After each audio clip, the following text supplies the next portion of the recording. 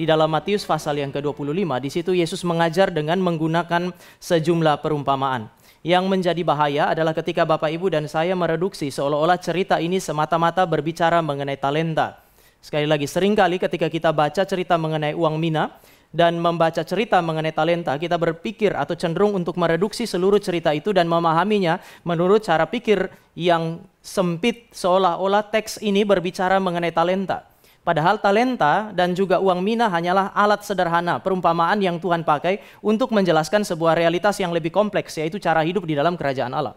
Yesus Kristus adalah seorang guru yang begitu bijaksana. Dia Allah, tapi dia juga adalah guru yang begitu bijaksana. Sehingga hal-hal yang kompleks, hal-hal yang sulit biasanya dijelaskan dengan contoh-contoh yang sederhana, seperti perumpamaan. Bapak, Ibu, dan saya perlu mengerti perumpamaan, tetapi kita tidak boleh berfokus hanya kepada perumpamaan itu. Kalau tidak, Bapak, Ibu, dan saya itu melakukan kesalahan klasik yang seringkali diceritakan oleh orang-orang seperti Agustinus. Misalnya saya menunjuk lampu itu, tujuan saya adalah supaya Bapak, Ibu melihat lampu itu. Tapi kalau Bapak, Ibu, dan saya berfokus kepada perumpamaan, berarti Bapak, Ibu, dan saya tidak melihat kepada lampu, tapi Bapak, Ibu berfokus kepada tangan saya. Kok jelek sekali atau mungkin bagus sekali, Bapak, Ibu memperdebatkan tangan saya, padahal maksudnya adalah lampu itu. Ketika Yesus baru bicara mengenai perumpamaan tentang talenta dan uang mina, yang dimaksudkannya adalah cara hidup umat Allah di dalam kerajaan Allah. Bukan berbicara mengenai pertama-tama uang mina, bukan juga berbicara mengenai talenta yang saudara dan saya punya. Nah, mari kita mulai masuk ke dalam teks ini. Di dalam ayat yang ke-11, di situ Bapak, Ibu, dan saya akan menemukan bahwa Yesus melihat ada orang yang salah memahami pelayanannya. Yesus mengoreksi pengharapan yang salah yang muncul pada masa itu. Tuhan Yesus kita adalah Tuhan Yesus yang datang kemudian melayani dan dia berkata kerajaan Allah sudah dekat, waktunya sudah dekat. Waktu dia berkata waktunya sudah dekat, orang mulai berpikir waktu apa yang sudah dekat. Lalu mereka memperhatikan apa yang dia lakukan dan tanda-tanda mesianik dikerjakan oleh Yesus Kristus. Dia mengusir setan, dia mengampuni dosa orang, dia memulihkan manusia dari akibat-akibat dosa seperti penyakit bahkan kematian. Ketika orang banyak melihat pekerjaan Yesus Kristus ini, mereka mulai sadar bahwa yang dimaksud dengan waktu yang sudah dekat itu adalah kehadiran Sang Mesias. Janji di dalam perjanjian lama sekarang sudah digenapi. Tetapi sayangnya pengharapan mereka tentang Yesus Kristus adalah Mesias politik. Jadi mereka sudah mulai melihat tanda-tanda mesianik. Mereka melihat kemenangan kerajaan Allah di dalam dunia. Lalu mereka mulai pengharapan di dalam hati mereka bangkit. Terhadap siapa? Terhadap Kristus. Dan sebenarnya ini enggak salah. Yang salah adalah pengharapan mesianik mereka adalah Mesias politik. Mereka pikir sekarang dia akan datang untuk menyelamatkan kami, membebaskan kami secara politis. Dan kemudian dia akan menghancurkan musuh-musuh kami. Maka Yesus mengoreksi pengharapan mereka. Bapak, Ibu, mereka punya pengharapan kepada Kristus, namun pengharapan ini salah sehingga Yesus Kristus mengoreksinya. Pengharapan yang benar adalah sesuatu yang baik. Dia akan menguatkan saudara dan saya. Ketika kita bergumul ada pengharapan, maka Bapak, Ibu, dan saya punya kekuatan untuk berjalan, bertarung dengan masalah itu.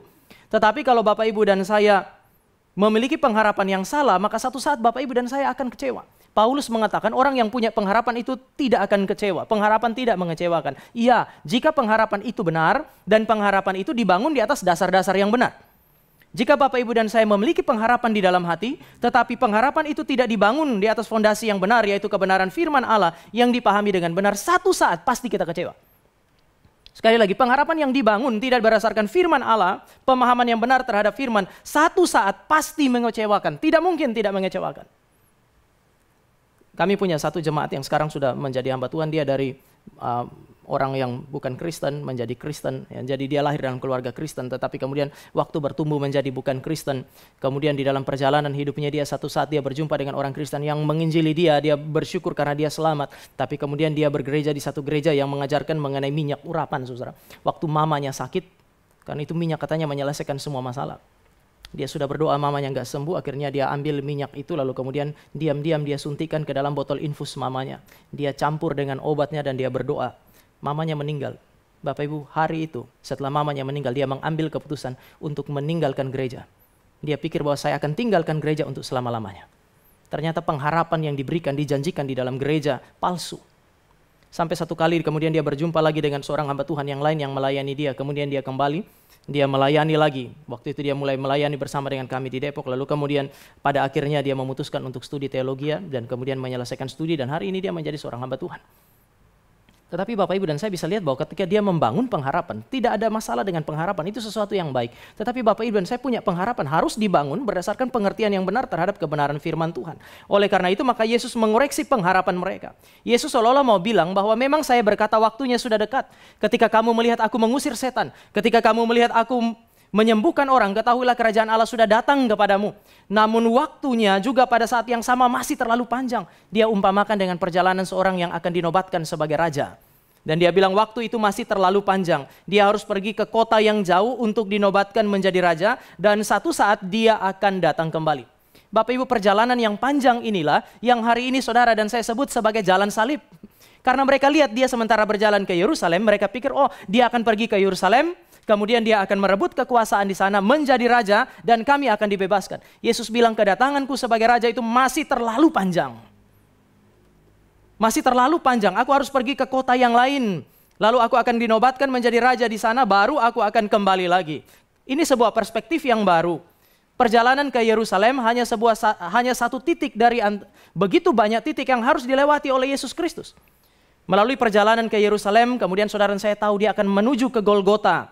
Di Golgota dia akan mengalami penderitaan. Bahkan di Golgota lah Yesus mengalami neraka, bukan? Apa itu neraka? Neraka adalah keterpisahan dari Allah. Di atas bukit Golgota Yesus berkata, Allahku, Allahku, mengapa engkau meninggalkan aku? Di atas bukit Golgota dia menderita. Di atas bukit Golgota dia mengalami neraka. Di atas bukit Golgota dia mengalami kematian manusia. Namun jalan dari Yerusalem menuju kepada Golgota juga adalah jalan kemuliaan. Karena melalui seluruh penderitaan, neraka dan kematian, dia menaklukkan iblis, dosa dan maut, musuh yang tidak bisa dikalahkan oleh manusia.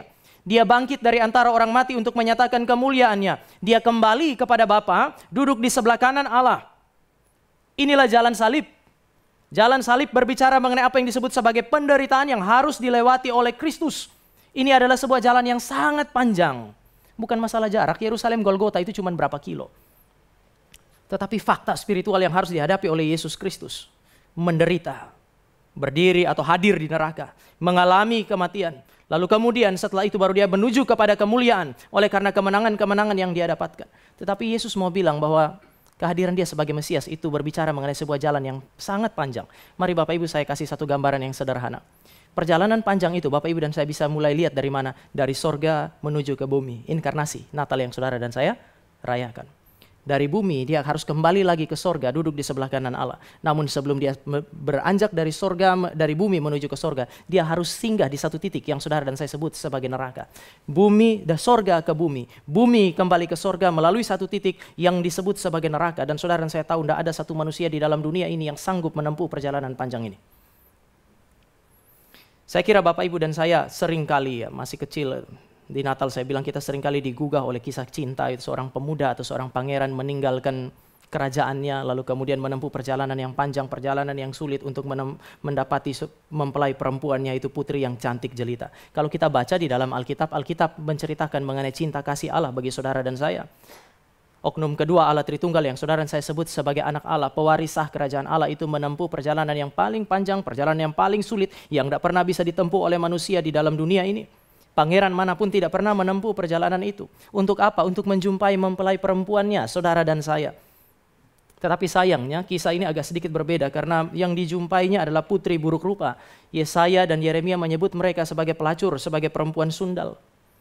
Itulah kita. Dia menempuh perjalanan panjang itu bukan untuk mendapatkan putri yang cantik jelita, tetapi putri buruk rupa itu.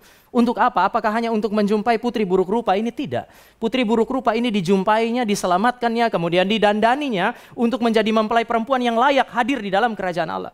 Ketika saudara dan saya baca kitab suci, saudara dan saya baca Alkitab, tadi kita nyanyikan Alkitab itu firman dan seterusnya. Kalau saudara dan saya baca cerita Alkitab, harusnya inilah yang kita temukan. Cinta kasih Allah yang besar, yang mendorong dia menempuh perjalanan yang panjang, menjumpai kita, membawa kita masuk ke dalam kerajaannya, mempersiapkan kita untuk menjadi mempelai perempuannya. Hal yang terpenting bukan tahu cerita ini. Karena orang-orang yang tidak percaya juga tahu cerita ini, Bapak Ibu. Hal yang paling penting adalah pertama saudara dan saya mengalami kisah cinta ini. Dan kemudian saudara dan saya tahu bagaimana cara hidup di dalam kerajaan Allah. Inilah yang mau diceritakan oleh Kristus. Dia menebus saudara dan saya, membawa kita masuk ke dalam kerajaan Allah dan mengajarkan kepada kita bagaimana seharusnya kita hidup setelah kita diselamatkan. Bagaimana cara hidup mempelai-mempelai perempuan ini di dalam kerajaan Allah.